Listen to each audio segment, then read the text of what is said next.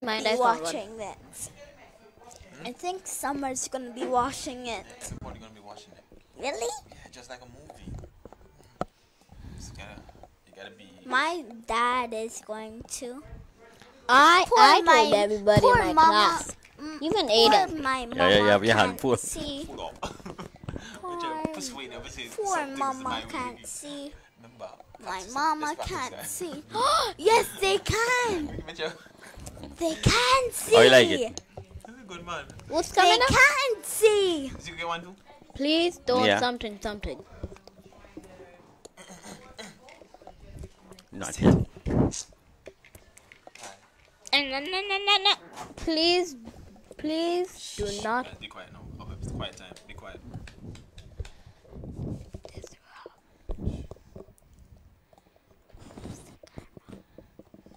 That's the camera.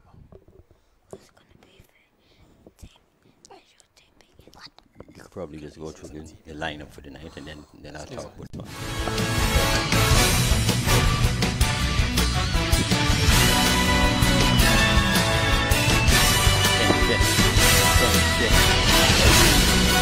Calm down, guys. Welcome, ladies and gentlemen, to another edition of the Automotive Arts GN Sports Show here on ABS Radio and live on Facebook.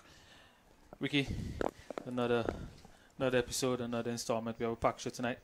We're going to kick off the show with an interview with our U7 coach, Shakkimba Williams. And then we're going to have a taped interview from last weekend with Jody Maginley and Philipoussis, former number 8 ranked tennis player in the world. We also have a couple of phone-in interviews, one with swim coach Wayne Mitchell and also Aliah Maginley. And as usual, our usual cricket entertainment with Shelana. And we'll wrap it up with Dr. Millis from the American University of Antigua College of Medicine. So it's a packed show. And we have the draw for the raffle for the college combine. So really packed show. So stay tuned. Don't leave. We're going to be here for the next hour and a half, bringing you a lot of entertainment and sports in the process as well. Yes, and we have two of our young under-7 players, Finley Fuller and Akim McKay. So we'll be talking to them shortly. But as usual, what we'd like to do is to thank the sponsors of the Generation Next Football Club, because obviously without these sponsors, Generation Next would not be able to be in the position it's in today to expand out and go into the media where we can expose these young and budding athletes of our nation. So without further ado, I'd like to thank our platinum sponsor, North Coast Hardware, at 2 locations, at the Village Walk on Fries Hill Road, and the other location is on the Blue Waters Main Road. So we'd like to thank them for being the platinum sponsor. So for all your hardware needs, check out North Coast Hardware at the 2 locations mentioned. Our gold sponsor, Frank Wall Limited, the Candyman, Zico. Wherever you see those M&M products, Frank Wall Limited is responsible for it.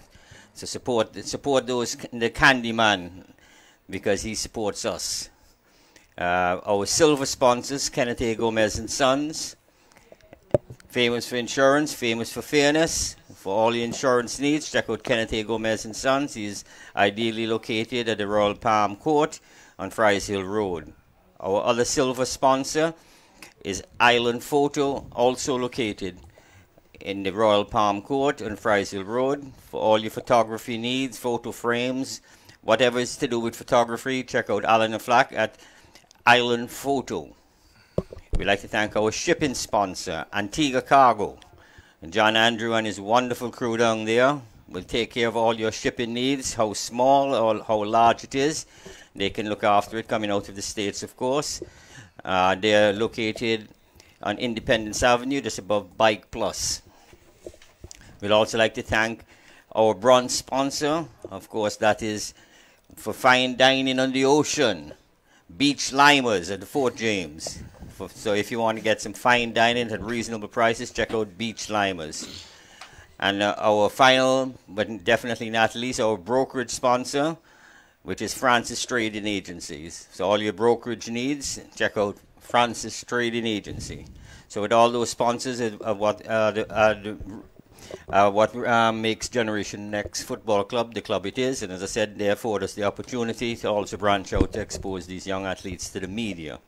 And Zico, as you mentioned tonight, we're going to be, after having the interview with these two young athletes, young footballers in particular, we'll be doing the draw for the USA University Identification Combine, which is going to be taking place. We will discuss it a little later in the show next week with the two coaches from William Penn University and Drake University out of Iowa. And so without further ado, we'd like to introduce our U7 coach, none other than Shakkimba Yaya Williams. Good evening. Good evening, Yaya. Good evening, sir. And you have with you your two young players here in Finley, Fuller. Good evening, Finley. Good evening. And Akim McKay. Good evening, Akim. Good evening. How are you guys doing? Good. Good. You guys had fun at training today? Yes. Akim didn't come straight. Akim, Sorry. you good? I know Finn had fun. So you scored goals today, Finn? Yes, he did. Excellent stuff, buddy. So, Finley, let's start with you. What school do you go to? St. Nicholas Primary School, And what class are you in? grade 1. And Akim, what school do you go to?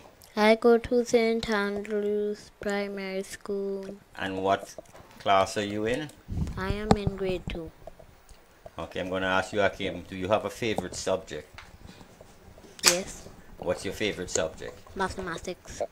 Zico, almost all our young stars coming in here. Excellent stuff, Akim. High five. High five for liking maths.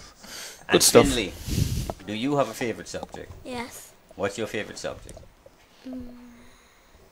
Science. Excellent, Science, excellent stuff, Finn. Math and science, you guys can't go wrong. You're on the right track. So, Yaya, give us a little insight how it is to coach these young. I know the attention span when they're under 7 is not that great, and it takes a special coach to handle it. So, give us a little insight. Special indeed.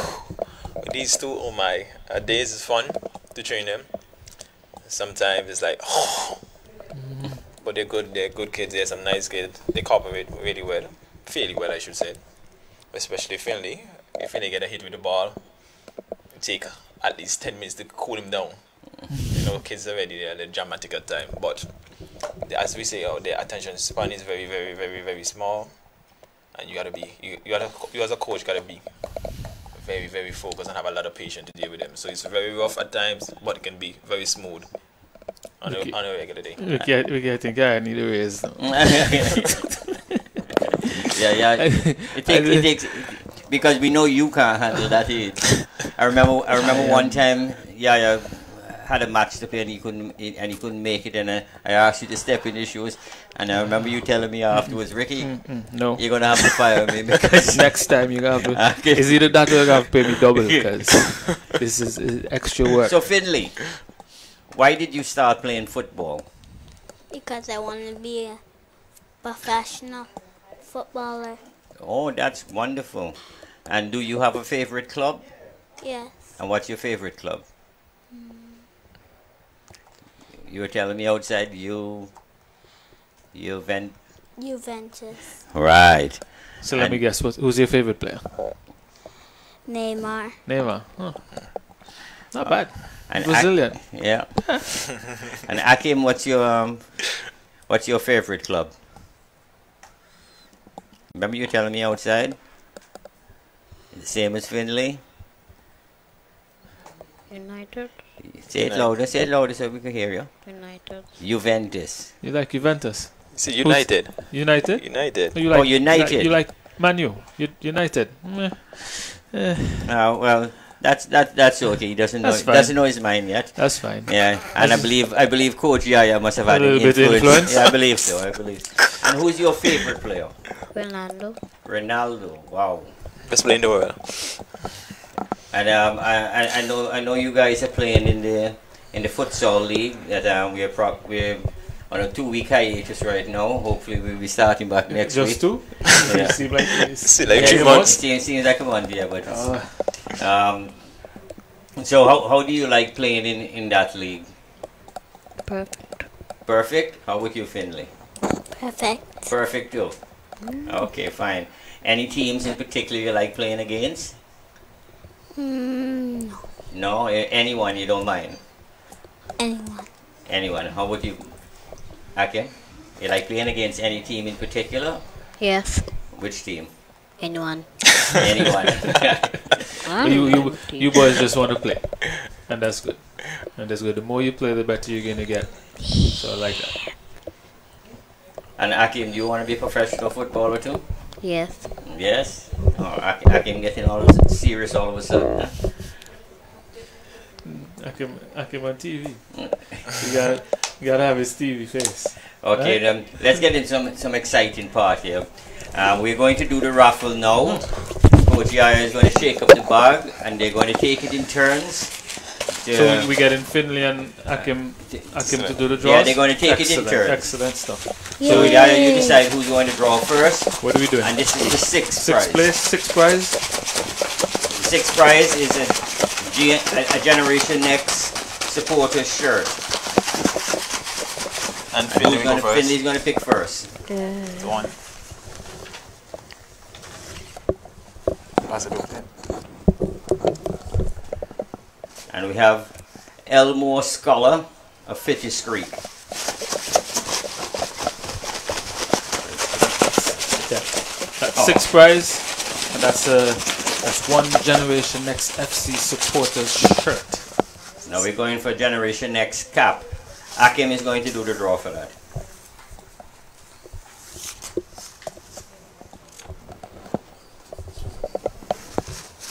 And for the Generation Next football cap goes to Isoki Perry. I think she have a million of them already. She have a million already.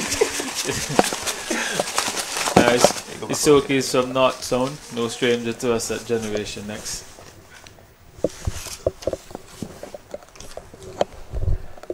And the fifth prize, which is a Generation Next compress shirt, and that goes to Richardson.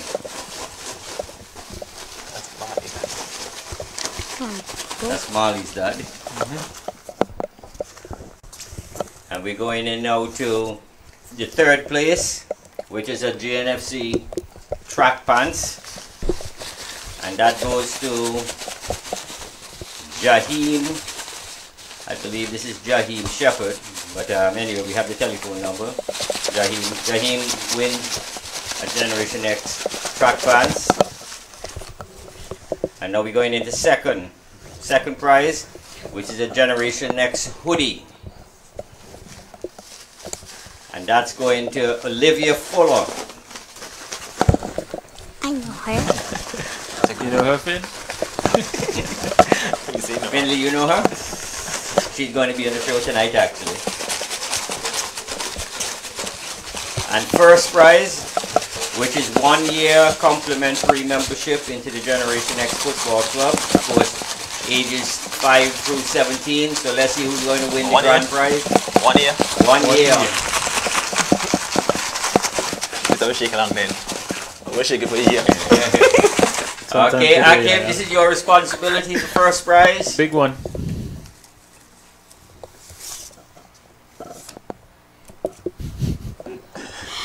Akim, that's you?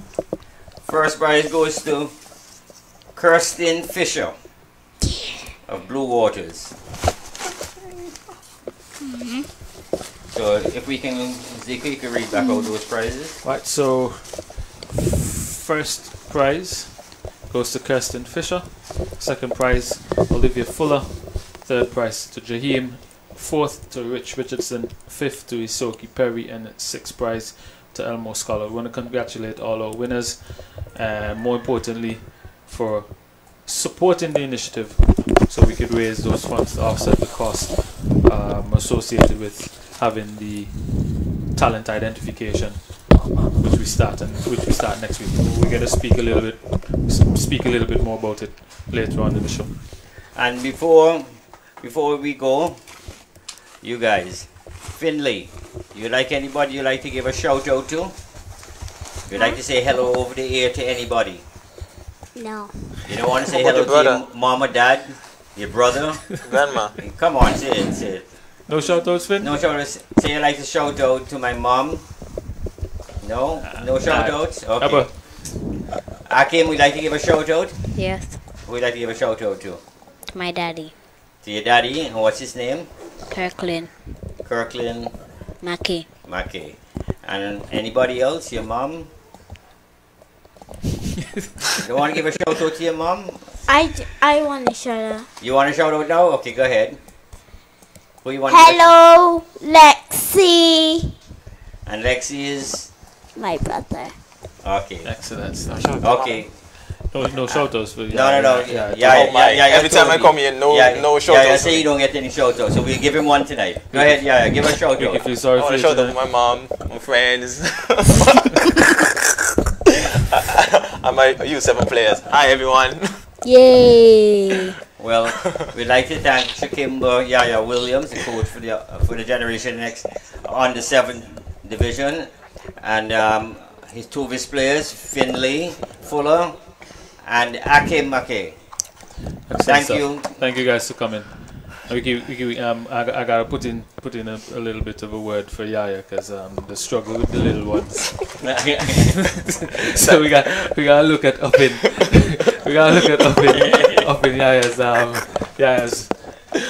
Yaya's payment because I see the work that he's done. And it's really good. So again, guys, thanks for joining us.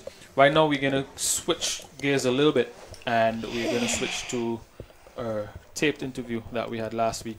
As we mentioned on the show before, mentioned on the show last week, we had a call in with Jody as well. He was scheduled to play an exhibition match against former number 8 ranked player in the world, Philipoussis. So we caught up with both players before the exhibition, which I must say I had a lot of fun watching.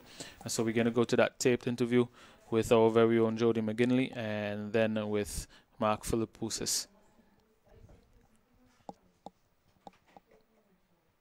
Conversations is back, but before we meet our guests for Season 2, we'll take a look back at the highlights of Season 1 all throughout the month of September. So join us every Monday at 8 p.m. for Conversations, right here on ABS. So who are we calling? Aliah Maginley. Maginley? Okay. Aliah Maginley. Yeah. Yeah. You guys can roll.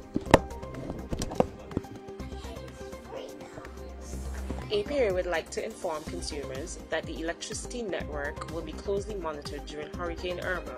Based on the severity of the weather conditions, the network will be completely closed down to minimize damage. This will be done under the advice of the Met Office. Residents are asked to have a supply of flashlights and other battery-operated lighting equipment. Candles and kerosene lamps are possible fire hazards and not encouraged.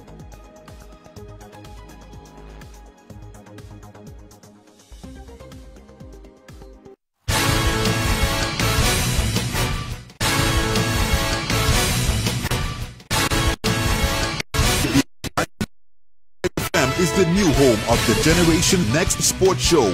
90 minutes of sports that will edify and inspire you. Join the hosts as they showcase budding stars. Plus, they will keep you informed about the latest developments in the wonderful world of sports. Thursday evenings at 7:30 will never be the same again. The GN Sports Show, Thursdays at 7:30 on its new home, ABS Radio and on Facebook Live. Don't miss it. Conversations is back, but before we meet our guests for Season 2, we'll take a look back at the highlights of Season 1 all throughout the month of September. So join us every Monday at 8 p.m. for Conversations, right here on ABS.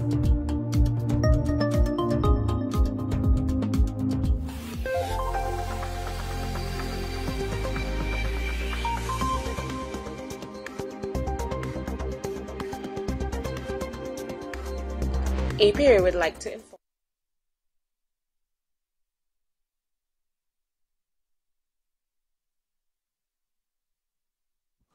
We're gonna have that scheduled interview with Jody and Mark Philipoussis in a little bit. But while we're having that sorted out, we actually gonna have a phone interview with Miss Aliah Maginley, who won the overall female title at the over 18 female title at the just concluded swim meet we had in Antigua. So we're gonna and also the open water she won. Yes. So we're gonna have a little chat with Aliah.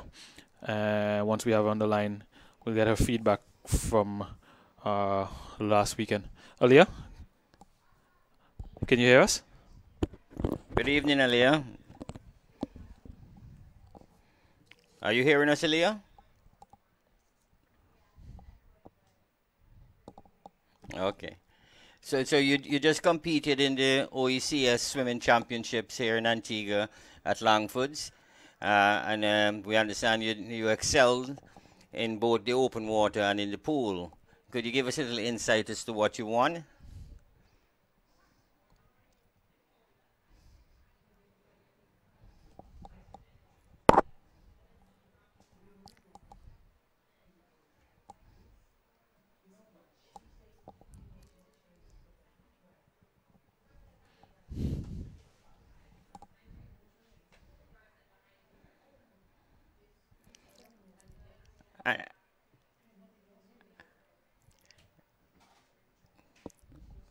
Well, that's excellent, and congratulations in that. But you've been swimming for quite a while now.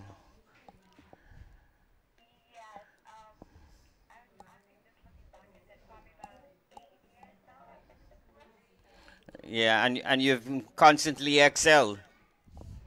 Right, you've represented Antigua with in a number of tournaments. And you were swimming in the United States for your university.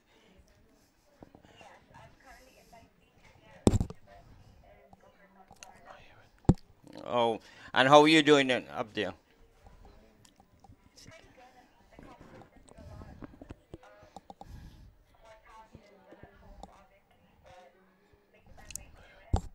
And you, what you studying?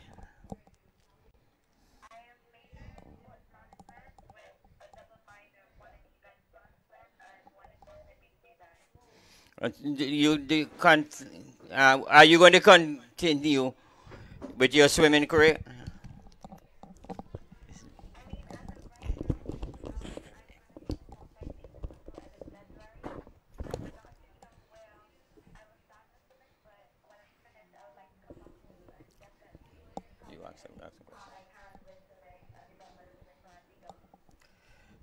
So you're going to come back and swim, or you're going to take up coaching?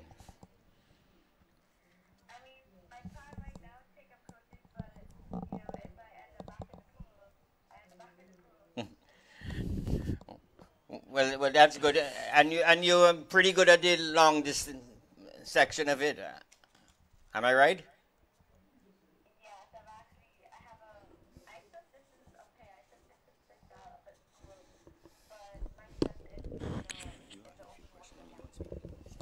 I can't hear. I'm not hearing anything. Okay, we seem to be having some audio difficulties. Are you still hearing us? Yeah. So when you coming back here for the next meet?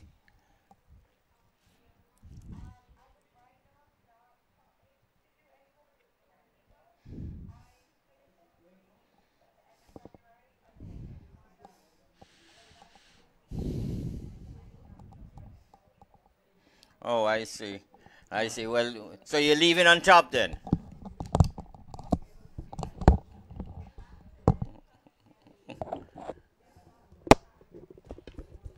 And you want to help prepare that talent?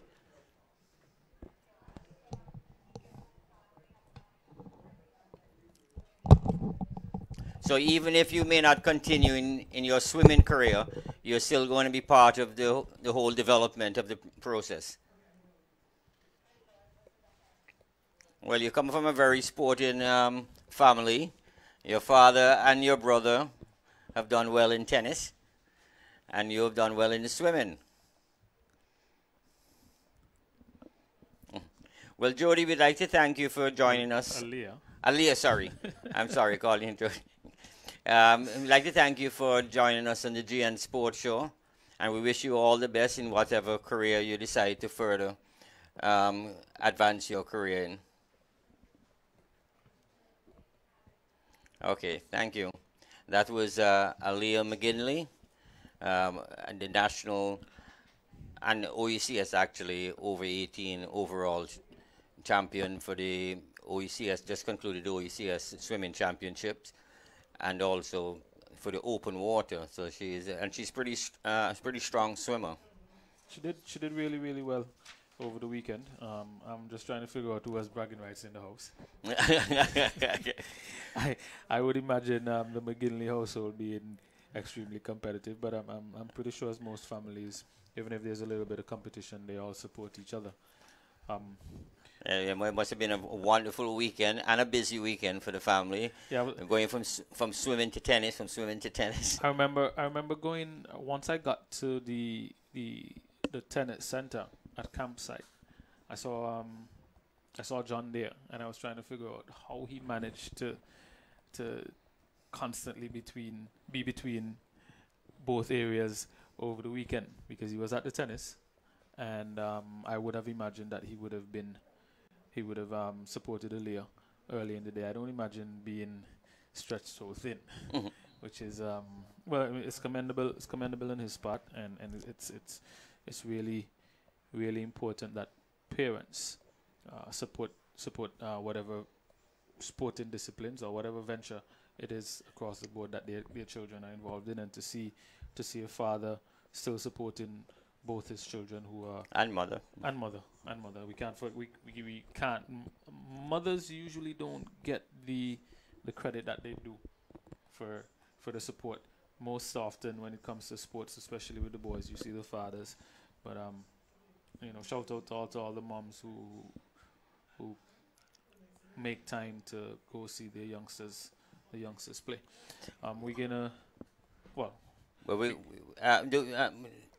We're just going to find out, do we have the taped interview ready? Not yet? So while we work on that, Ricky. Okay. While we are working on that, we can talk about the combine. We can talk about the combine, and then we can talk about cricket a little bit, because I want to talk about cricket. Okay. Yeah, but don't forget Shelana is coming in. Yeah, but Shelana is going to come in and talk about entertainment. Oh, okay, sportainment. Sportainment. Yeah. We gotta remember that Shelana has copyrights for that. But let's talk about the combine. I think one of the things that most people are trying to find out, based on the conversations I've managed to have with them, is the cost. I hope that. Well, we have some good news on that front. The cost is down to $100 to participate in the six-day USA University Identification Combine, where the possibilities of educational scholarships will be afforded to a number of kids here in Antigua. And I'd like to stress, Zico, is that it may be several scholarships that will probably be handed out, and not necessarily to the two universities, which is William Penn and Drake University. The two coaches are from those universities, but we will be filming the sessions that they are having, and that footage will be sent out and distributed to the universities throughout the United States. So for whatever young footballers that they may not be able to assimilate within their universities, other universities may have interest. And as you know, being a scholar already, that these coaches will come down here and maybe looking for, let's say, a striker, but is a pretty decent defender. So, and another university that is not present may be looking for a defender, so they can just send them looking. Yep. And our hope, of course, too, is I know there is a cost attached to everything, and even if we had reached our target, we still what we call a commitment fee. So we think that you should show some form of commitment that you're going to show up for the 6 days, because let's face it, Zico, these coaches, if you show up for 1 day and miss another, that's a lack of discipline. All of that is noted. Yes, so it's important that once you enroll in this program, that you come on time for the duration of the time and of the days, because that's the only way they can get a proper look at you, and a proper assessment of what they consider. Of course, there's no guarantees, and it's entirely up to the players to show off their skill. Exactly. And we'd also like to stress also too, is that even though the coaches may be in a position to offer you a scholarship, you still have to have the academic requirements to get into the university. So the SATs and your GCEs and all of that is very important to take your education seriously, because it's one thing to get in on the sporting part, but you can't get admitted to the university if you don't have grades. Because of the grades. It's important for individuals to understand that there must be a balance. There must be a balance between education and athletics. And when you get into these universities, you're listed as a student athlete, not an athlete student. Exactly. So if you're a student athlete, the emphasis is on being a student, and because that is how you maintain your scholarship. Your grades have to be at a minimum. In most universities is a 2.0 grade point average to keep your scholarship. And so it's important that the individuals or the players know that going into this combine, that it requires a bit of work, not just on the field, but also in the classroom. So I'm getting an indication that we're ready for that. Okay, just before we go, I'd just like to go over the fees again. The fees are $100 for the week. And you have to enroll, because, of course, the coaches need to have all the statistics upon their arrival, if not earlier. So to enroll, you can either email info@generationnext.com. That's info@generationnext, just GENERATIONNEXT, FC as in football club.com. Or you can telephone or WhatsApp 720-6741. There are limited spaces. There's 50 for the males and 50 for the females. So they're both scholarships opportunities for males and females. So we encourage all who think they have the ability and the grades to enroll as soon as possible, because they are serious. And the reason why we're bringing them down now, because now they have the money. They have the full purse. So we weren't going to wait until this went elsewhere and scouted other kids. No. We said, you have the purse now, so that we can get some full scholarships, not just partial. Not just partial scholarships. So okay, so we have the tape. We're gonna go to that. So we're going to go to. We're gonna do that interview that tape now with Jody Maginley and Mark Philipoussis, who had a exhibition match at the tennis center over the weekend. At the National Tennis Center, and we're going to do a quick interview with former number 8 ranked player in the world, Mr. Mark Philipoussis, who is scheduled to play a scrimmage against our own Jody Maginley. So we're just going to have a quick word with Mark. First of all, Mark, welcome to Antigua. I'm pretty sure I'm not the first person to tell you that, but welcome to Antigua. Thank you. No, it's great to be here. It's been got here a couple of days ago. It's been a beautiful few days, and looking forward to the match today. Excellent stuff. So as regards to the match, I know being a former internationally ranked player, I know that competitive spirit is always going to be there, irrespective of whether you're retired or you haven't played much. So give us quickly what are your expectations of the match? Yeah, I think, as you mentioned, I think an athlete, whether he's retired or not, I'm always competitive. I think I'm more competitive when I do other things besides tennis, maybe playing table tennis or backgammon. But look, now I understand a certain part of my life. I enjoy getting out on the court and playing matches like this and events. But more importantly, it's about entertaining the crowd, putting on a good show, making them laugh, and just having some fun. That's excellent. One of the most important things about the match today against Jody is that it's one of the first times, if not the first time, most of us here would have seen Jody, because he left pretty soon after school. So most of Jody's playing has been out of Antigua.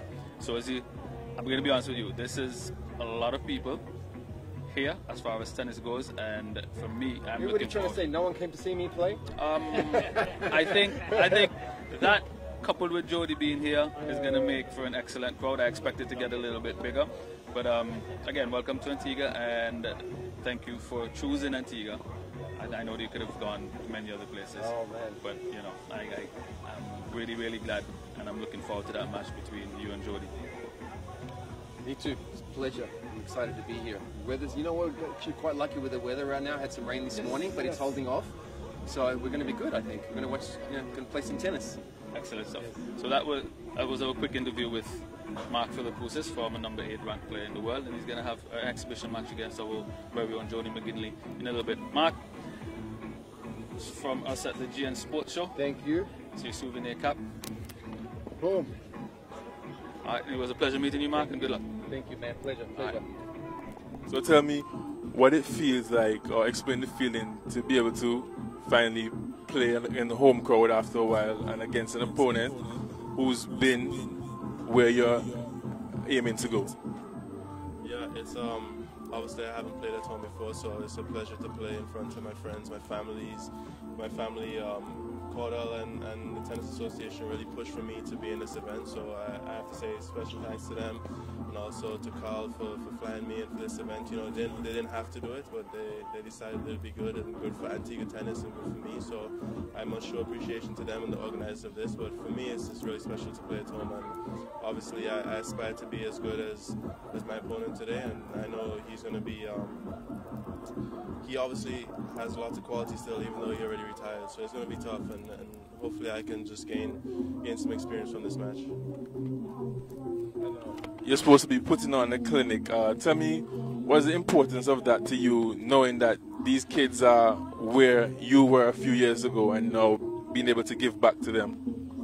Yeah, obviously there weren't too many opportunities like this when I was young. You know, I looked up to the guys and girls that were a few years older than me, and I always looked up to them, but unfortunately there wasn't that much tennis beyond under 16s and under 18s. So for them to look up to me, I think is great. For them to have role models, not only me, but the other Davis Cup members, my other team members, and coaches and stuff. And I think they're doing a good job now of really trying to build back tennis in the Caribbean and tennis in Antigua as well. So I think days like today, and also I worked with them a little bit in the summer, and hopefully again in Christmas I can give back and coach and just basically show them and their family and their parents and everyone that tennis can be a good road to go to college and to get an education and to play professional sports, even if it's not tennis. You know, it teaches discipline, it teaches a lot of different stuff. So I think it's really important for us to give back and show these kids that you know, it's the right way to go.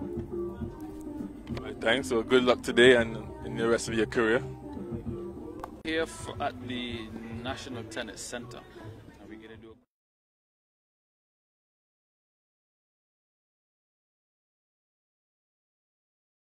we had an exhibition match which was well attended, I must say, over the weekend, on Saturday actually. It was really good fun.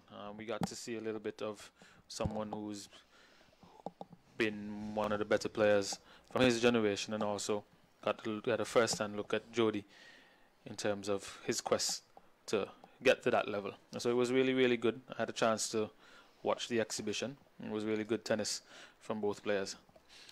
But in the studio now with us is national swim coach Wayne Mitchell and a couple of his swimmers, Olivia Fuller and young Adrian, right? And we had that swim meet last week, and by all indications our swimmers did really well. So I'd like to welcome you guys, and first, Coach Mitchell, give us a little bit of insight on what transpired over the weekend. Yes. Okay. First of all, the OETS team is made up of a group of kids that train at different clubs. In total, there's 5 clubs. So the whole team was sought out from those 5 clubs.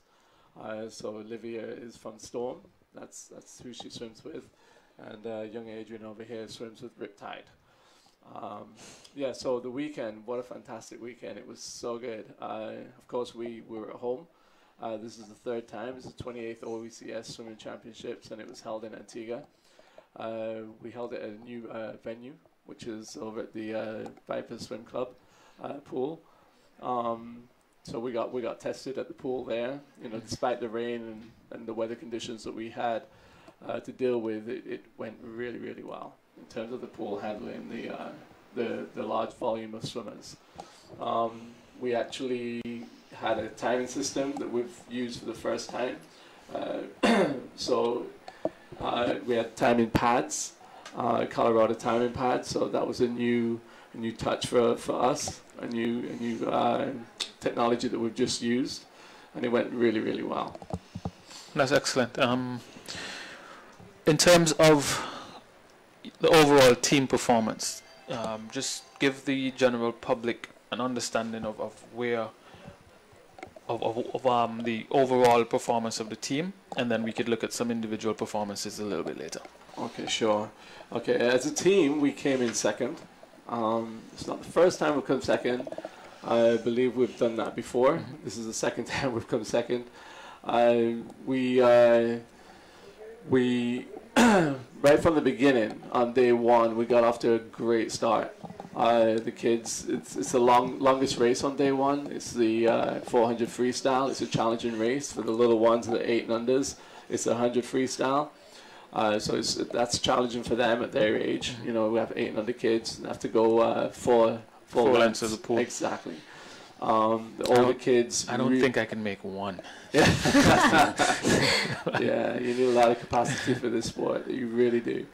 But Olivia swam that one really, really well. She shocked a lot of people because she's more of a sprinter at this stage. Yeah.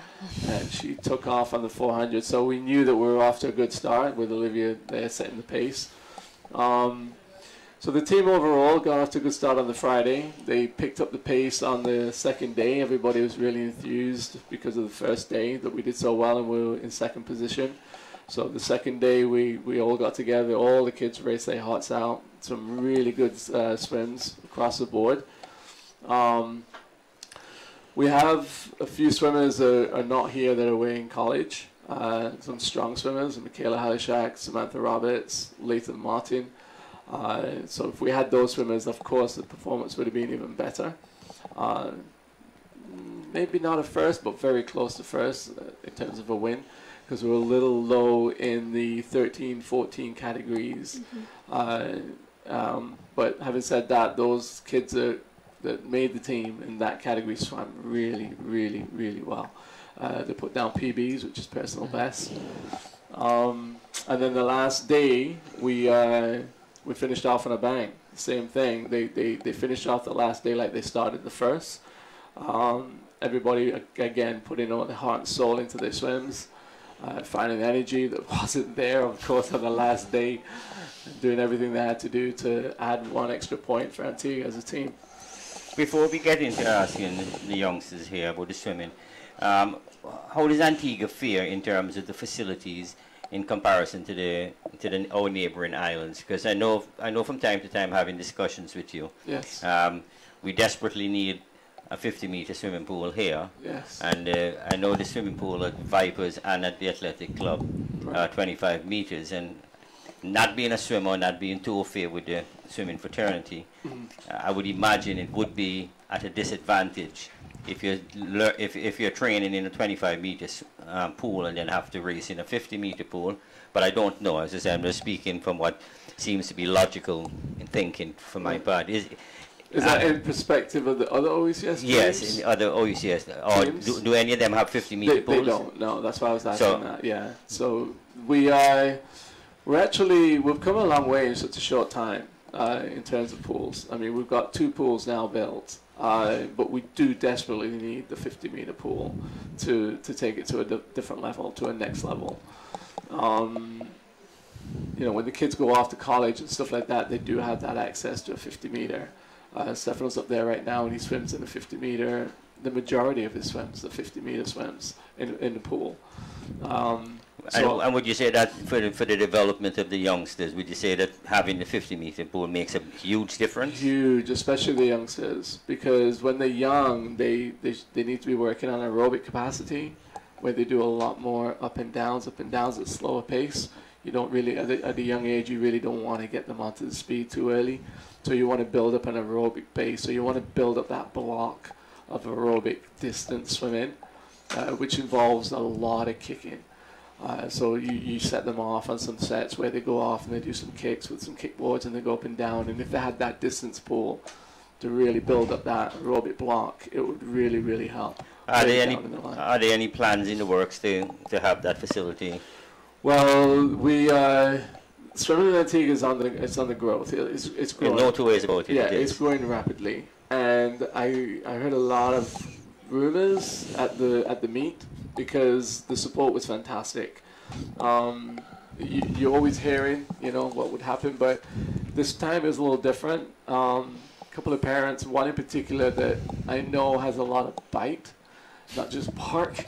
He basically told me, look, Wayne, we're going to build this pool. We're going to get that 50-meter. Well, I'm happy to hear that. Yeah, so we with the government support and this particular gentleman, No, good. Oh, sorry. This particular gentleman getting involved, I think the future's looking pretty good. No, well, that's wonderful news, Wayne. That's great news. That's Wayne, great. Quick question. Other than the need for a 50-meter pool, yes, which would help our swimmers transition and improve, what would you say are other areas that need to be addressed to facilitate the development of not only the individual swimmers but also the entire swimming fraternity in Antigua? Okay, before I answer that, just to finish off in the 50-meter, if we did get that 50-meter pool built, we just hosted our second OECS swimming third one, sorry. It's our third OECS swimming championship. We came second twice. So we just host our third OECS swimming championship. If we do get that 50-meter pool, what it does, it opens us up to larger events like Carifta, for instance. Oh, that's excellent. Yeah, and sports tourism. Yeah, so you get that, and then later down the line maybe CCCAN. So that'll be fantastic for the country and for swimming again. For the growth of it. I mean, that's just totally different league, totally different abilities that come to that. So it opens up the doors for that too. In terms of the question you just asked, we're very fortunate in Antigua, and I'm not blowing my own horn here, I'm blowing the other coaches. We've got some really good coaches right now in Antigua, so the kids are very lucky to have that. I'm talking a lot of experience too these coaches have now. I think the minimum right now you're looking at about 8 years experience. Always doing stuff to learn, always doing stuff to keep sharp tools to make sure that you can pass it on to the kids. So the kids do have that opportunity right now to learn some really good skills from coaches. We have +5 coaches on the island right now that can do the job really well, and they all get on really well too. So there's a lot of sharing of information and things like that, which is great. Well, let's move on to the youngsters here. Olivia, how long have you been swimming? Competitively, 10 years. Wow, so you're basically close to being a baby when you started swimming. Yeah. Very young age. Yes. I remember Olivia's first race. It's stuck in my head. It was actually the first time I saw her race on a big stage. It was in St. Lucia. Oh, jeez. And the race was just about going to begin, They called him to step on the blocks, and she's there. She's crying. She's so cute. She's crying away, And they were all trying to encourage her to go. And then the buzzer went. And then this little machine just jumped in the water and absolutely destroyed the race, beat everybody, took her off. She's swam really well. I remember that. I dove in and I was crying and I sucked in like a gallon of water. And what do you specialize? Sprinting, I understand, but you've done some long distance now. Yeah, I do mostly freestyle. I do some butterfly. But lately my IHEMs have been getting a lot better because my coach has been working on all the strokes with us instead of specializing.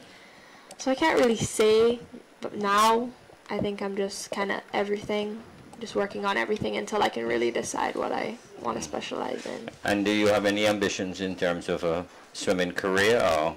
Yes, I would really hope, because I've put a lot of time and effort, and I would hope that that would give some kind of a reward in the end. Like going to the Olympics, I would imagine. Yes, that's the ultimate goal. Yes, and of course to getting a scholarship and getting an education. Yes, that's wonderful. And that's just to touch on that, because I got to give the dues to her coach, Coach Terrell. Basically, she just said that, you know, and this goes on to what I was saying about the coaches in Antigua. That's such a good point, because she hasn't decided to specialize, even though, you know, she's very good at freestyle. You know, so her coach knows and he's aware the development, it can happen in another stroke when she gets older and fully developed. So he's kept her across the board on all different strokes, and he's working all the different strokes. As a youngster, she may be good at freestyle now, but when she gets older, it may be butterfly that's her stroke, or backstroke. Right. And it's actually showing on Olivia, because she's breaking out in all those different strokes right now. And that's the importance of good coaching. Exactly. Yes. Exactly. Yeah. And young Adrian Karam. How are you, Adrian? I'm good. And when did you start swimming? When I was 4 years old. Okay. And how many competitions have you been in? Several? Yeah. If too much to count. Yeah. Too much to count. And what you're good at? What do you prefer doing? I know that you're still young in it, but you prefer the sprinting or you prefer the long distance? I prefer sprinting. You prefer sprinting. And how did you fare in the OECS swimming championship? How did you do? I think I did pretty well. Before my race, I said I can do this. Just don't worry about the other people. Just go ahead, do your own race. Wow, that's confidence. Yes. That's real confidence. And how did you do? Did you place in the top 3 or? Yeah, I got 6 golds and 1 silver, and I got 2018 high point overall. 18 under male. Hey, Adrian, show it for everybody to see. Just put it in the table. Put it in the table. The cameras will pick it up. Hey, Adrian, you got you. But we don't want it to block your face, so just move it over there a little bit. So here's a little secret. When you come to the studio with us, good things, it's okay to brag about it. All right, buddy? Okay. It's okay. Yeah. You have bragging rights. Let everybody know. Because I tell you what, I don't think I could swim 50 meters even if Ricky was paying me.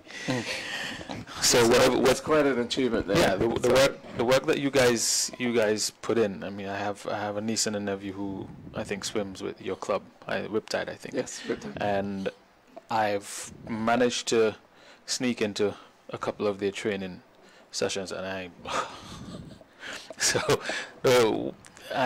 it goes without saying, and I don't think too many people get to appreciate the work that you guys put in.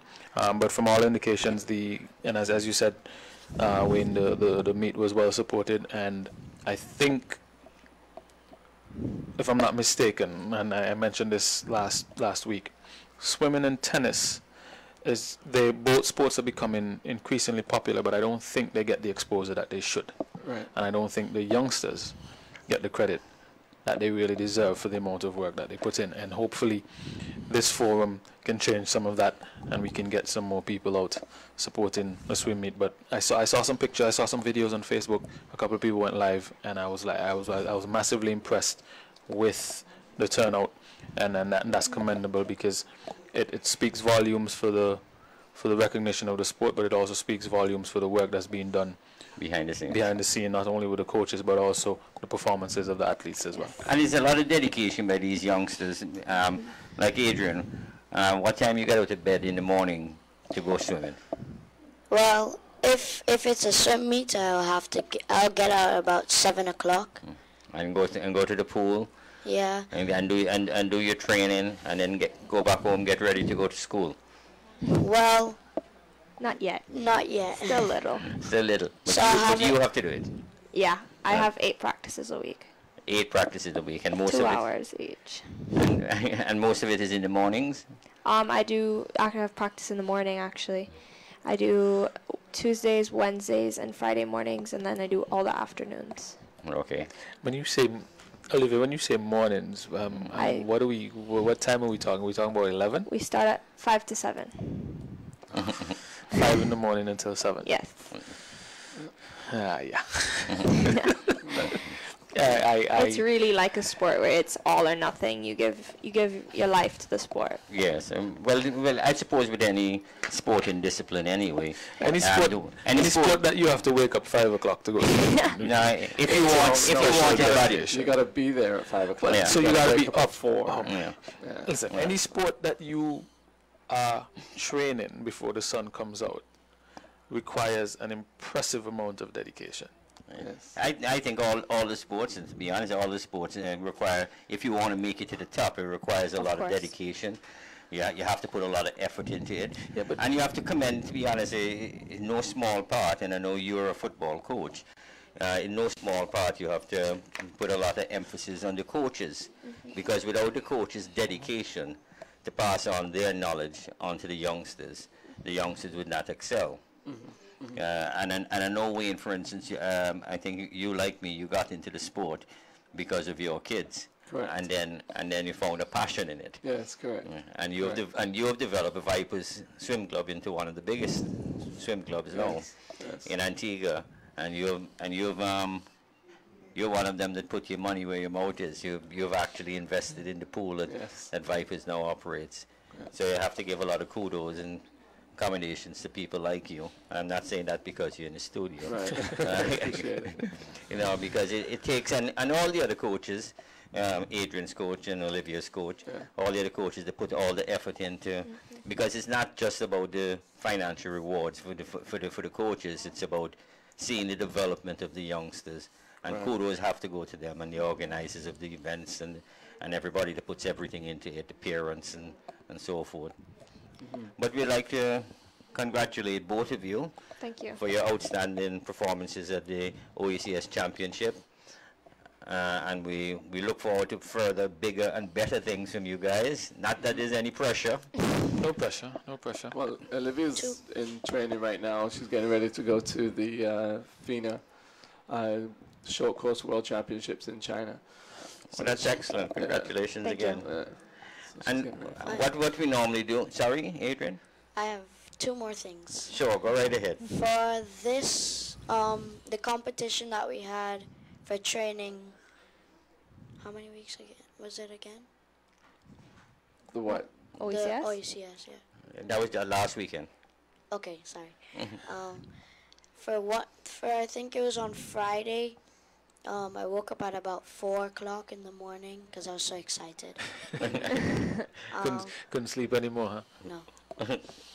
That's a good thing. That's a good thing. When you're excited about getting the work done, that's right. That means that it's a passion, and whenever I have a chance to speak to young athletes, that passion, don't let it die. Keep working, keep listening to your coaches, putting in the work, and you're gonna get the results. And swimming is one of those sports. Yeah. Your result depends mainly on the amount of effort that you put in. What's the other thing you wanted to tell us, Adrian? Well, my coach tells me that people work in the pool about 5 days a week, so I try training twice as hard as he tells me to. So I'll be with them. Oh, that's excellent. Excellent. That's excellent dedication. What we normally do before we sign off with these youngsters is that we'd like to give a shout out to anybody out there that's listening. And let's start with you, Olivia. Go right ahead. I mean, my dad, he's watching. And his name? David Fuller. Okay. Yeah. Anybody else? My sister, Peyton. Hi. Your mom? Yeah, she's out there too. Hi. And her name is? Erin. Erin Fuller. And Adrian, you'd like to give a shout out to anybody out there? Yes, I'd like to give a shout out to Dylan, Morgan, Darren, Marianne, Corey, Sophia, my dad, my mom, aunties and my sister and my mom and my uncles. Oh, you basically covered everybody here, Adrian. Well, Good job. well, Wayne, it was a pleasure having you, and we hope to have you back on, of course. And actually, we're just checking to see if we got hold of Stefano, because we were supposed to do a call-in. Shannon, did we get hold of Stefano? We'll try him next week again. Sure, no problem. We know there's a time difference, so maybe he's in the UK. He could be he could be asleep. So hopefully we'll get hold of him next week and do an interview, because he is another one of the swimmers that excel. There was Olivia, Adrian, Bianca Mitchell, and Stefano Mitchell that got the overall age group record wins. Okay. Yeah. So One more thing. One more thing. Go right ahead. You know that Stefano is the fastest person in Antigua. Okay, the fastest swimmer. Officially the fastest swimmer in Antigua. And that's excellent. Wayne, we'd just like to thank you for joining us in the studio, along with Olivia and Adrian. And just again, congratulate you guys on the excellent work that you've put in over the weekend. And we look forward to a lot of bigger and better things. We'll be keeping tabs on you guys, and hopefully we'll have everybody back so you can give us an update in a not too distant future.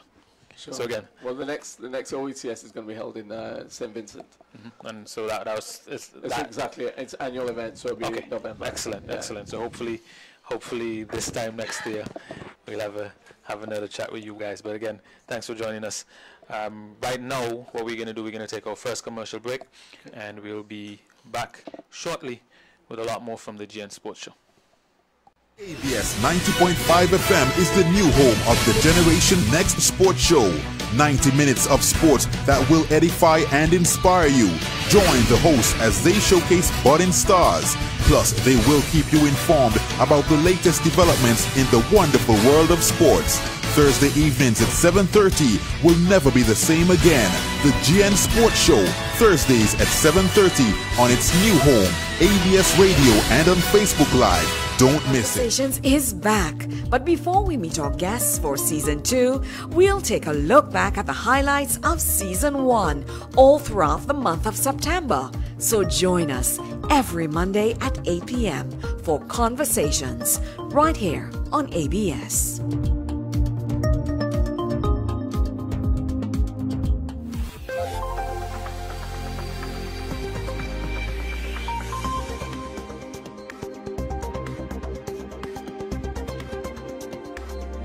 APA would like to inform consumers that the electricity network will be closely monitored during Hurricane Irma. Based on the severity of the weather conditions, the network will be completely closed down to minimize damage. This will be done under the advice of the Met Office. Residents are asked to have a supply of flashlights and other battery-operated lighting equipment. Candles and kerosene lamps are possible fire hazards and not encouraged.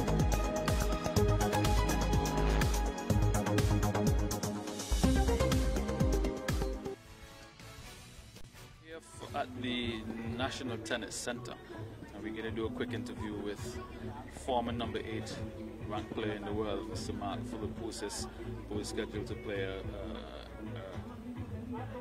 scrimmage against our own Jody Maginley. So we're just going to have a quick word with Mark. First of all, Mark, welcome to Antigua. I'm pretty sure I'm not the first person to tell you that, but welcome to Antigua. Thank you. No, it's great to be here. It's been, got here a couple of days ago. It's been a beautiful few days. And looking forward to the match today. Excellent stuff. So as regards to the match, I know being a former internationally ranked player, I know that competitive spirit is always going to be there, irrespective of whether you're retired or you haven't played much. So give us quickly what are your expectations of the match? Yeah, as you mentioned, I think an athlete, whether he's retired or not, I'm always competitive. I think I'm more competitive when I do other things besides tennis, maybe playing table tennis or backgammon. But look, now I understand a certain part of my life. I enjoy getting out on the court and playing matches like this and events.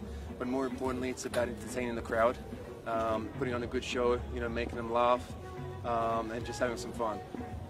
That's excellent. One of the most important things about the match today against Jody is that it's one of the first times, if not the first time, most of us here would have seen Jody, because he left pretty soon after school. So most of Jody's playing has been out of Antigua. So I'm going to be honest with you, this is a lot of people here as far as tennis goes, and for me, I'm You're really trying to say no one came to see me play? I think that coupled with Jody being here is going to make for an excellent crowd. I expect it to get a little bit bigger, but again, welcome to Antigua, and thank you for choosing Antigua. I know that you could have gone many other places, but you know, I'm really, really glad, and I'm looking forward to that match between you and Jody. Me too. It's a pleasure. I'm excited to be here. Weather's, you know, we're actually quite lucky with the weather right now. Had some rain this morning, but it's holding off. So we're going to be good, I think. We're going to play some tennis. Excellent stuff. So that was our quick interview with Mark Philipoussis, former number 8 ranked player in the world, and he's going to have an exhibition match against our very own Jody Maginley in a little bit. Mark, from us at the GN Sports Show. Thank you. It's your souvenir cap. Boom. Alright, it was a pleasure meeting you, Mark, and good luck. Thank you, man. Pleasure. What it feels like, or explain the feeling to be able to finally play in the home crowd after a while and against an opponent who's been where you're aiming to go.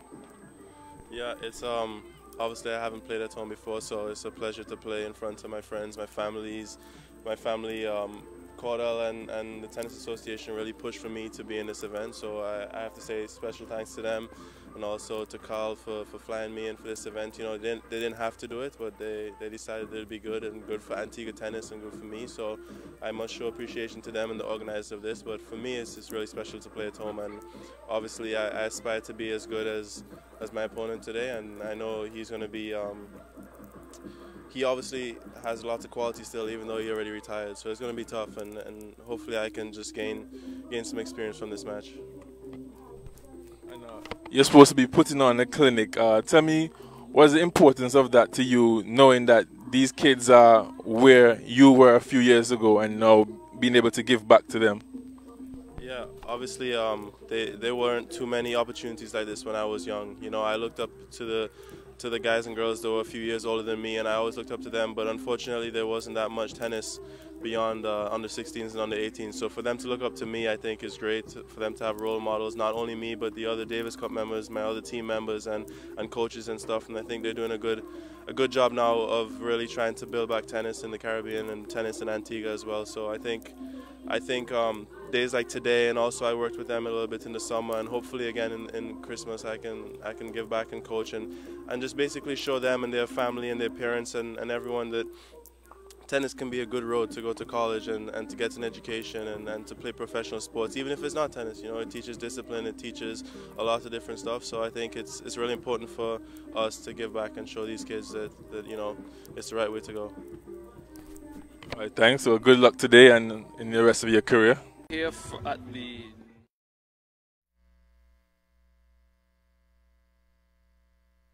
Alright, so welcome back. We had a little bit of audio issues with the initial airing of the interview with Jody Maginley and Mark Philipoussis, so that was a re-airing of that. Hopefully the audio quality was a little bit better, but as always, it's that time where the lovely Miss Shelana George joins us and makes the whole vibe in the studio a lot better. It's cricket time, and ICC Women's World T20. Which has started, and I must say it has started with a bang.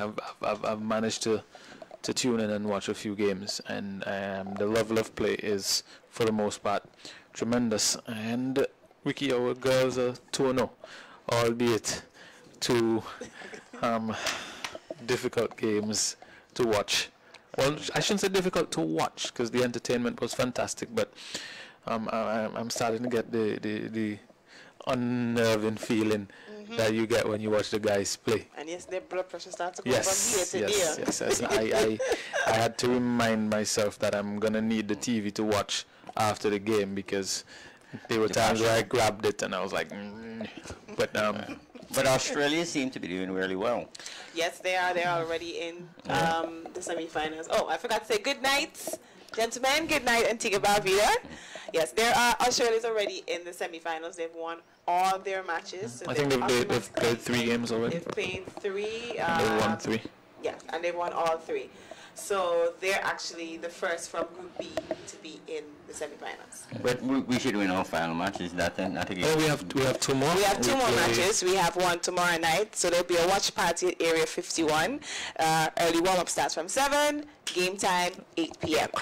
8 and then we have another match on Sunday against England, which is the big match. That's gonna be a big one.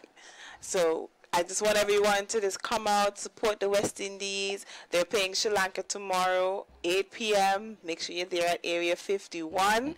They're going to be playing in Guyana. No, it's Guyana or St. Lucia? St. Lucia. Today was Guyana. They'll be playing in St. Lucia.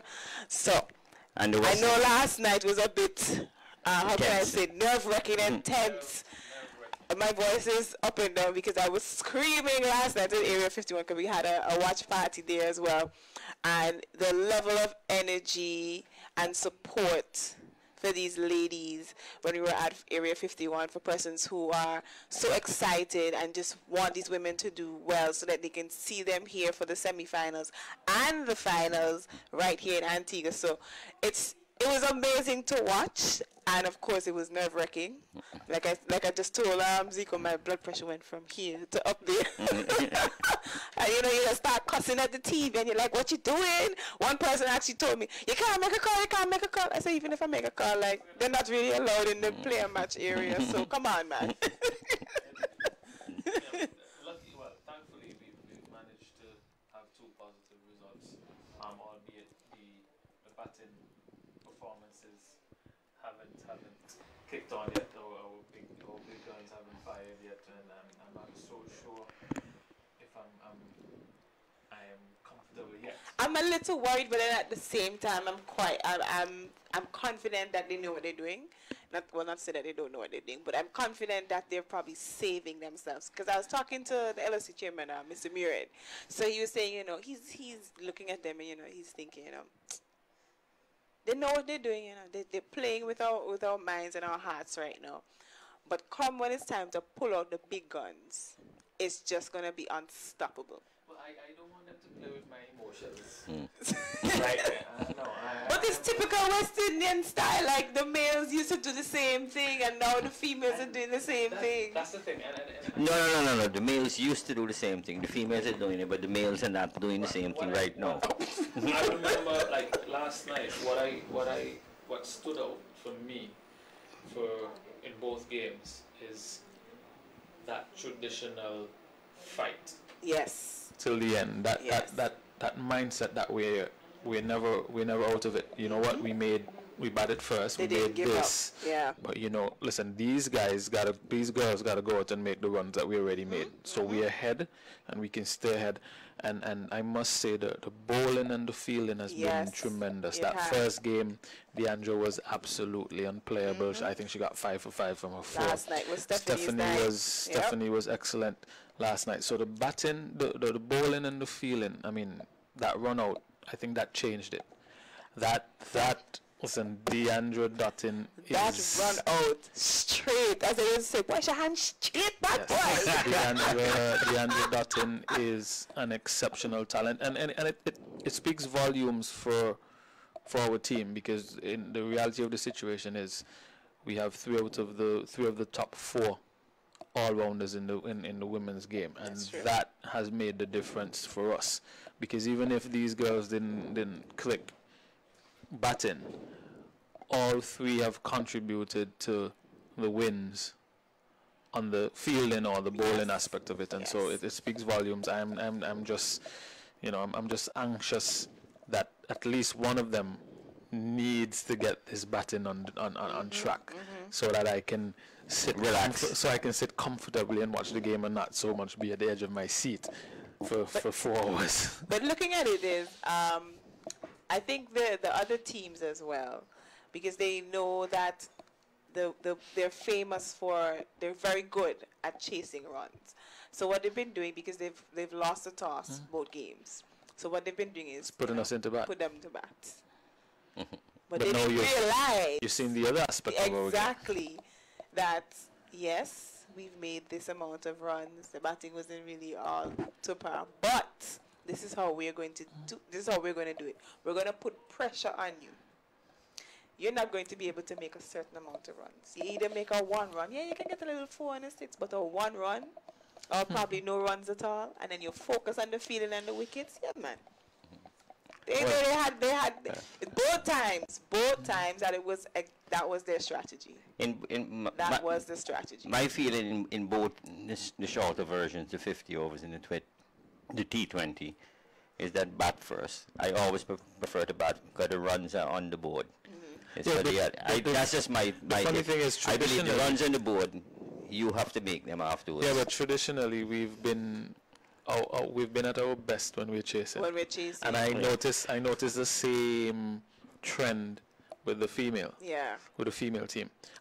Whenever the men are playing, if we bat first, I'm kind of skeptical. If we're chasing, supremely confident in the shorter formats of the game. And it seems that way with the women as well.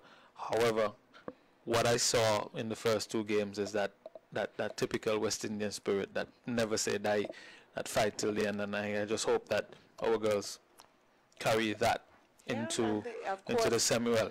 The St. Lucians were rallying behind them. They didn't give up 1 second. I mean, yes, they were on the edge of their seats and they were probably sweating bullets and being nervous, but they never gave up.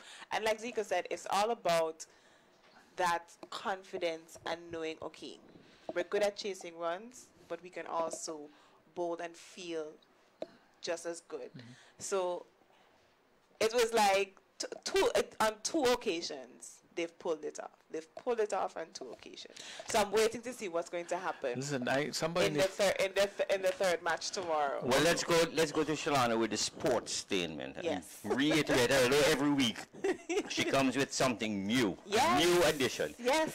So let's go over in stadia excitement. Yes. So let's go over what you have in store again.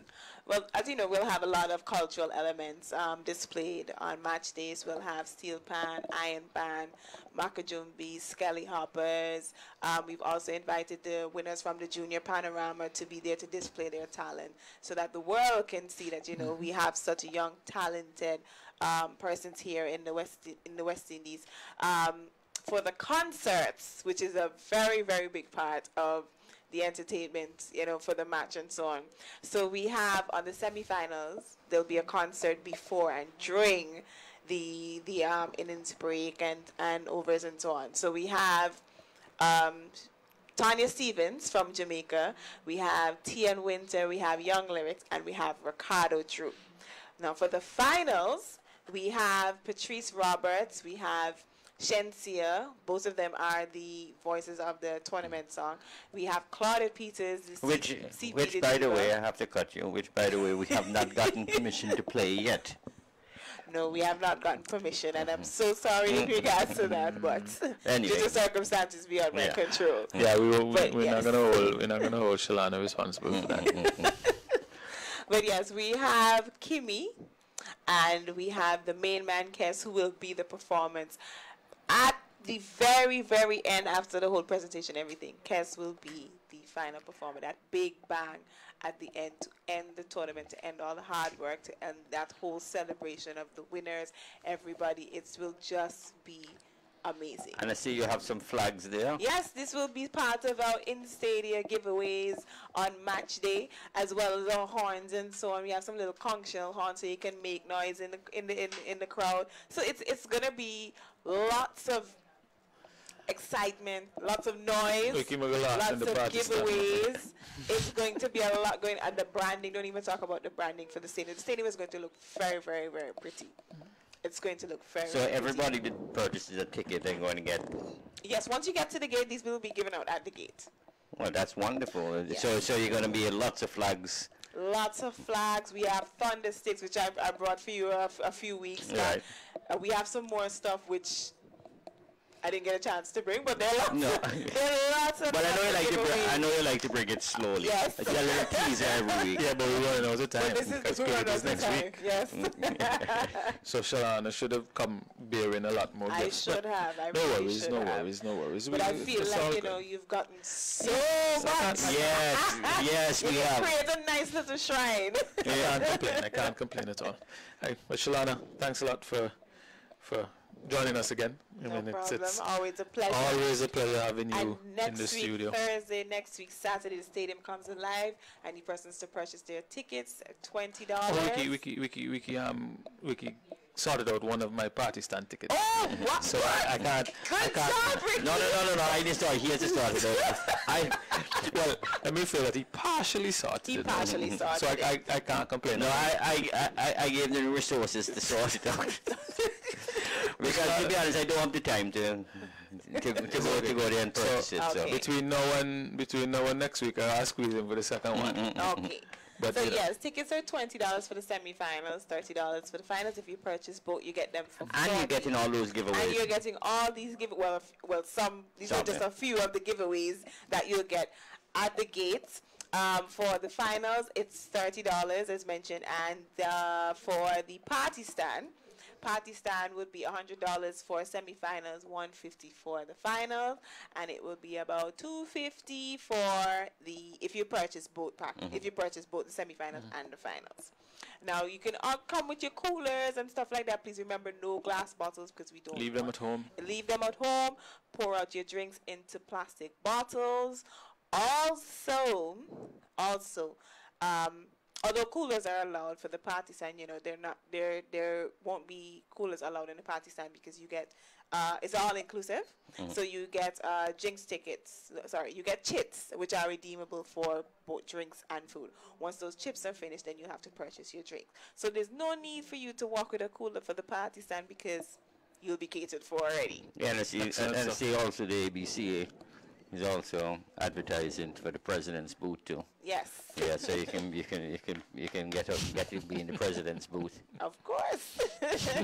No, but to be honest, it all goes well for the development of cricket because any profits derived thereof goes into the development of the sport. And we want that stadium filled. So whether you're going to the north stand, the south stand, the party stand, the bleachers, the suites, the president's box, we just want everyone to come out, enjoy the games, enjoy everything about this tournament, the giveaways, the food, the drinks, the camaraderie, the sportainment, the entertainment, everything. The cricket. Everything. And of course, the most important thing, the cricket.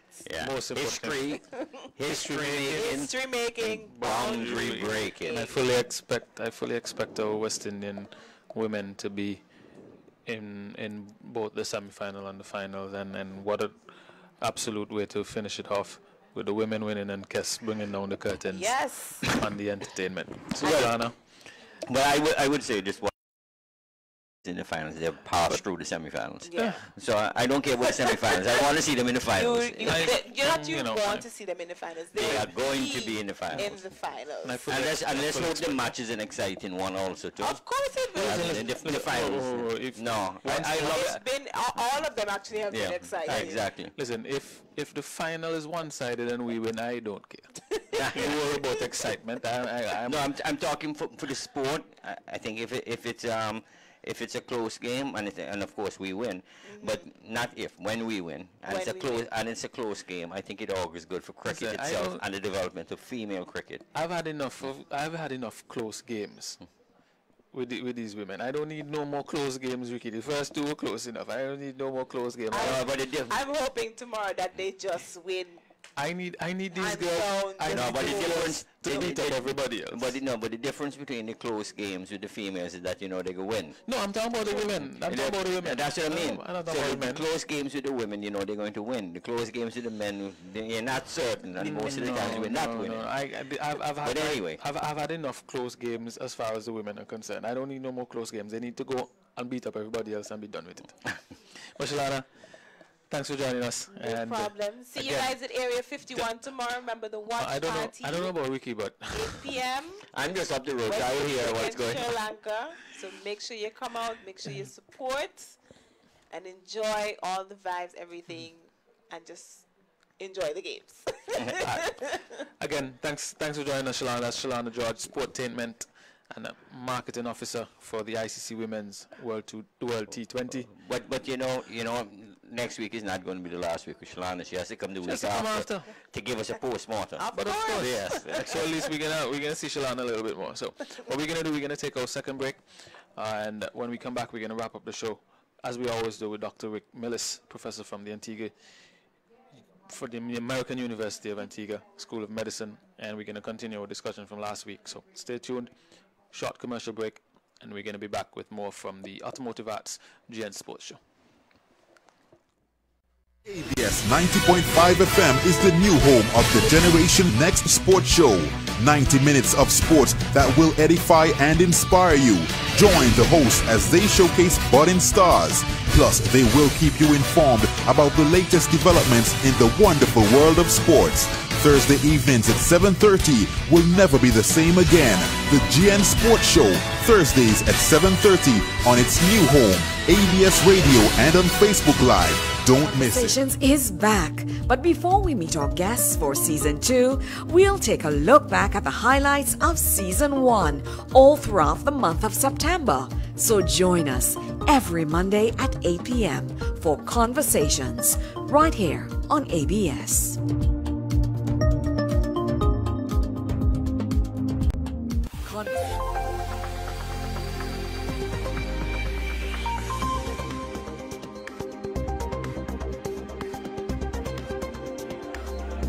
APA would like to inform consumers that the electricity network will be closely monitored during Hurricane Irma. Based on the severity of the weather conditions, the network will be completely closed down to minimize damage. This will be done under the advice of the Met Office. Residents are asked to have a supply of flashlights and other battery-operated lighting equipment. Candles and kerosene lamps are possible fire hazards and not encouraged.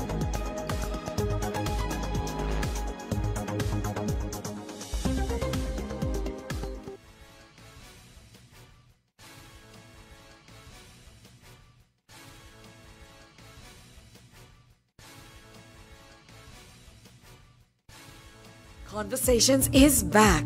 But before we meet our guests for Season 2, we'll take a look back at the highlights of Season 1 all throughout the month of September. So join us every Monday at 8 p.m. for Conversations right here on ABS.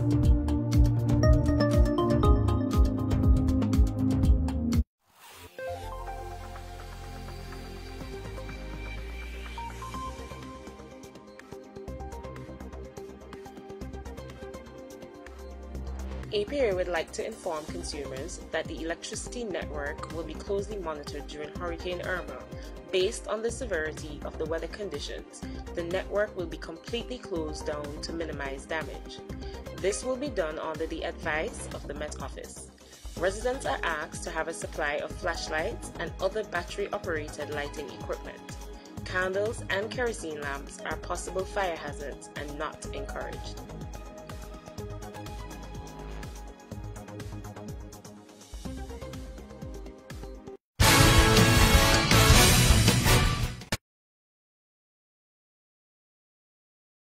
We are back at the Automotive Arts GN Sports Show, and as usual, to take us down the home stretch is Dr. Rick Millis, professor from the American University of Antigua School of Medicine, and we're going to continue the discussion that we started last week. So we're in the home stretch. Is that what you're trying to tell me? Home stretch of our programming every Thursday.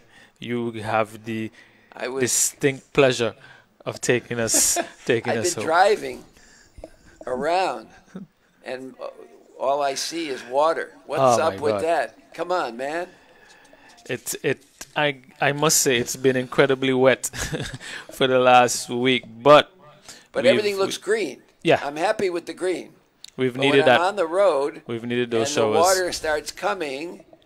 especially behind the airport. Don't tell people I take that terrible road behind the airport from Fitch's Creek to AUA. Oh, my God.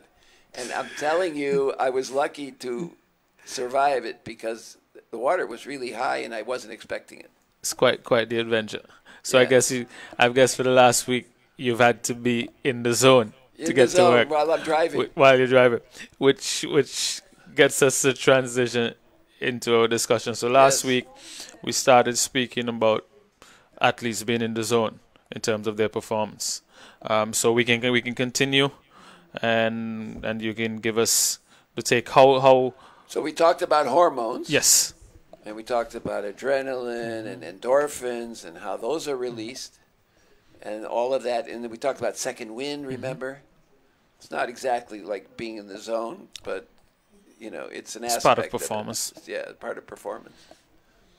So what we know about being in the zone is everything happens just effortlessly, as we said last time, remember?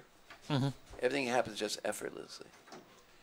And some of that is hormonal, but some of that is actually function of the brain.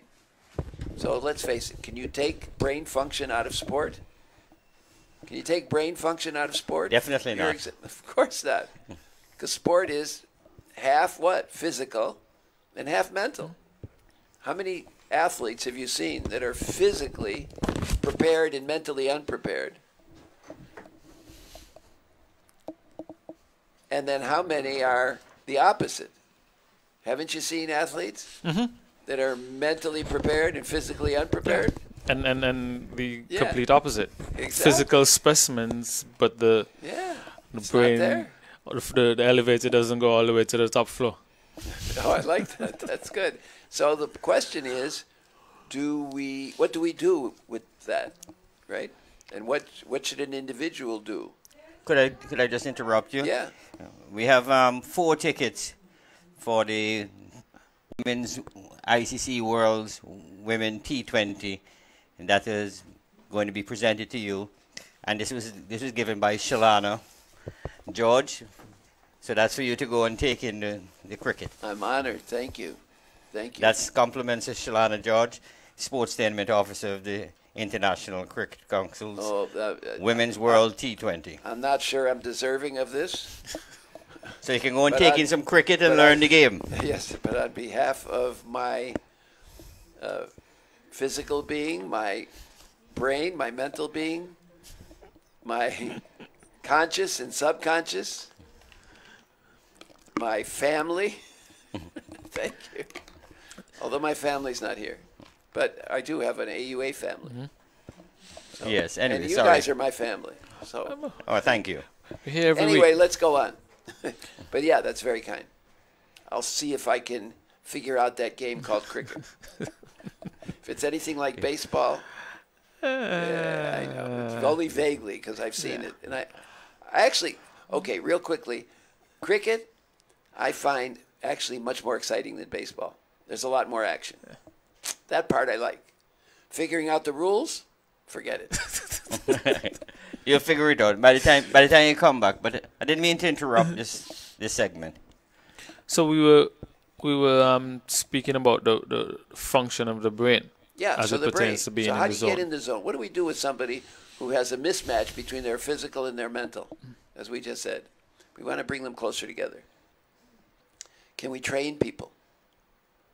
So the best model we have is what we call a person going into the alpha state. Believe it or not, every time you go to sleep, you go into the alpha state. It's the twilight zone. When you close your eyes and you just start feeling a little drowsy. Okay? You feel good, right? You feel like there's a change in your state of consciousness.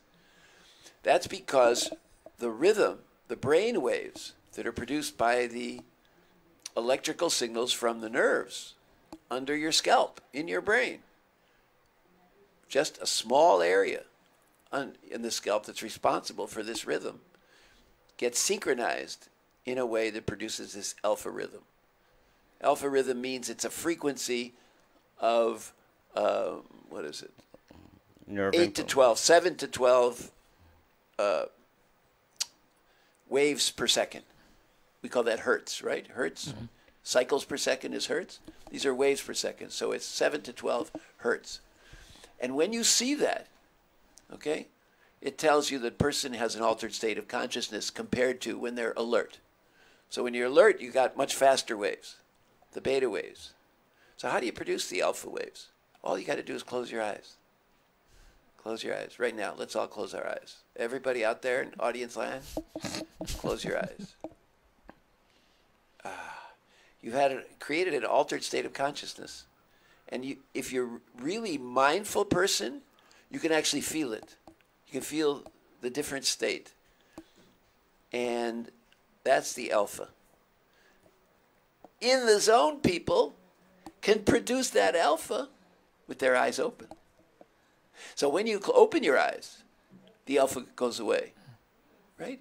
But when you're in the zone, you can get those alpha waves to appear with your eyes even open. And what does the alpha waves do in terms of performance? Well, we don't know. That's not, it's a marker. It's a marker for the fact that you're in that state. So that's how we know about what the state is. We use that as a marker, and then we close our eyes and we say, okay, we see that frequency of wave in a particular part of our brain. And then when people can do that, or you see those alpha waves with their eyes open, and they're not sick. I mean, these are not people with neurological diseases, brain diseases. And they're performing a sporting activity where they're focused and really concentrated. We say that's a marker for being in this alpha state or in the zone, because that's when we find people have their best performance. Their peak performance. So how do you attain that alpha wave? Okay, so the question is, can we train people to do that? And the answer is yes. You give them positive reinforcement while you watch their EEGs. Their EEG is electroencephalogram, measures of their brain waves. And it's very easy to do. And you train them to do it with their eyes open. And every time you see an alpha wave with your eyes open, they get a positive reinforcement signal that tells them, you've done it. And they try to do it again and again. And pretty soon the brain starts doing it all by itself when they're focused and paying attention to it. Isn't that interesting? Now, within that alpha wave, there's a special wave you see in the center of the brain called the mu wave. It's a part of the alpha rhythm. It's a particular wave. It has a particular shape to it. It's an arch. And here's the interesting thing about the mu. When you see that, it means that a person is watching somebody else do something that requires movement. They're focusing on somebody else's movement. How about that? And that makes them want to copy that movement. Yes, exactly. Okay. You sound like a neurologist now. And now, what happens is they go out and try to make the movement. What do you think happens to the mu wave? Mu wave is a part of that alpha rhythm in the center of the brain. When they go to make the movement, it suppresses the mu wave. Suppresses it. So they've learned something from watching somebody that you can detect in the brain by this signal called the mu, and then they go to do it, and the mu wave gets suppressed. It kind of goes away, or it gets much less in amplitude or in strength. And so it tells us what? It tells us that when you go to make the movement,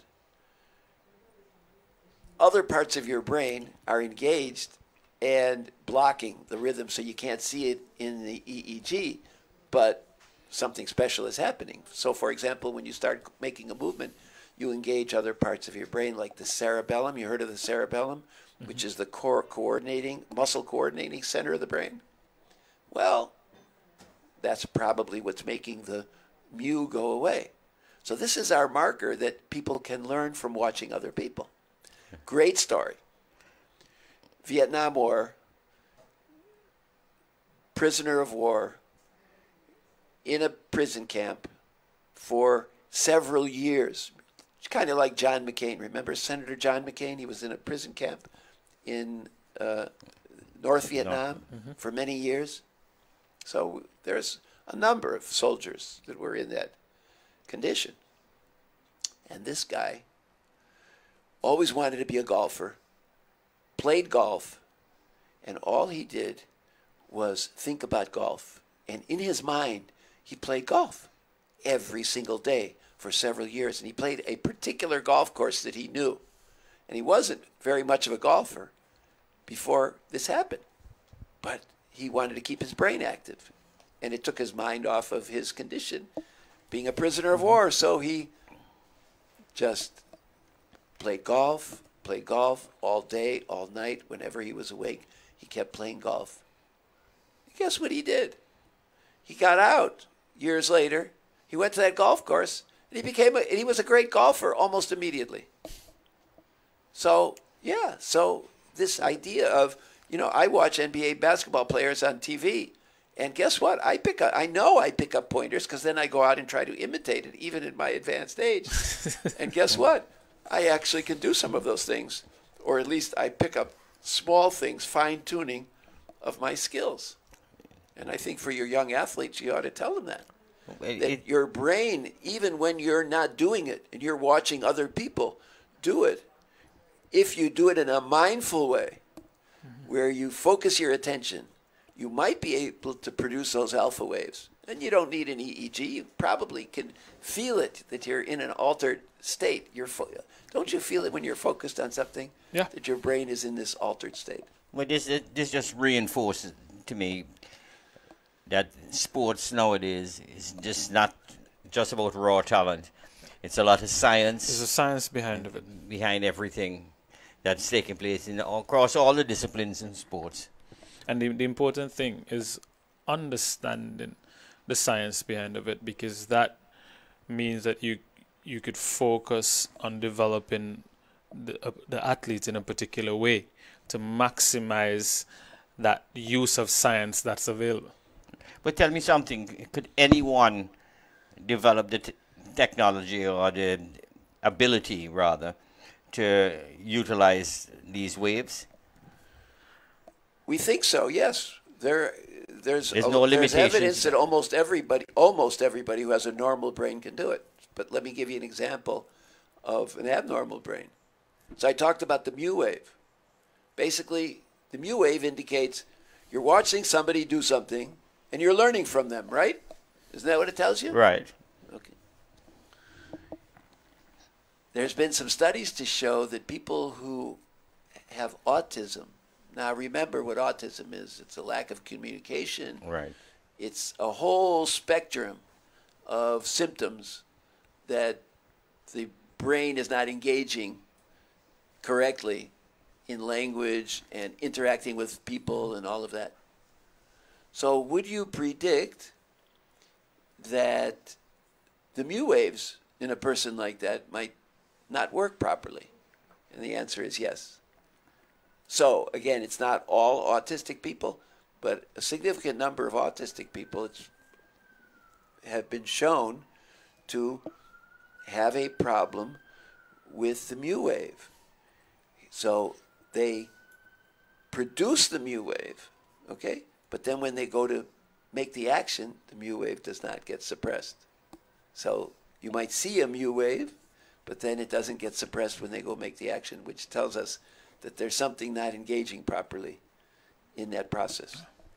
So the mu waves are abnormal in people often with abnormal brains. But to answer your question, Ricky, pretty much if you have a normal brain, you should be able to do that. And if it's not in a particular sport, it might be in another one. It might be in tennis. In tennis, it might be in video games that the person gets into that state, and that might be his sport. But he can be trained. Yes. How to use it.